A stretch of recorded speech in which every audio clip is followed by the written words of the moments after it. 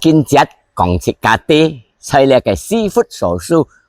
第8節樣講，往擺本身切家吃菜車暗利殺，但係今下切家要上帝嘅光在切家裏心中裏啲，因為到要上帝嘅光嚟講，切家就係光嘅字，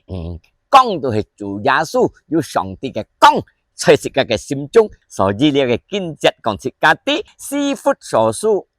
第9及第10節樣講切家啲，因為到呢個光單強打出好嘅字、公平嘅字、真理嘅字，嗱，然後你可以思考，你看係上帝合意嘛？嗱，係講切家打出切家光嘅字嚟講啊，切家又做出好嘅字、公平嘅字。切家又做出有真理嘅字，上帝熱天合意，人類世間裏的也合意，也歡喜，唔為鬧切家，唔為輸吉切家，因為到所有切家打出嘅字，都係做出公平嘅事，也係做出有真理嘅事，也係做出有好嘅事，本人類可取得到，佢能夠啲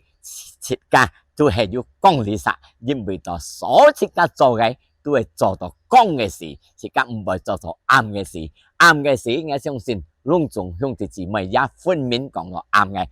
嘅事，所有人都唔歡喜，唔輸吉，咪得失人，咪傷害到人，家都係做到啱嘅事，唔冇嘅事，所以切家人類那些嘅人啊，還有機會切家出嚟做公，做公平，做要真理，熱天上帝合意。祝福大家，阿門。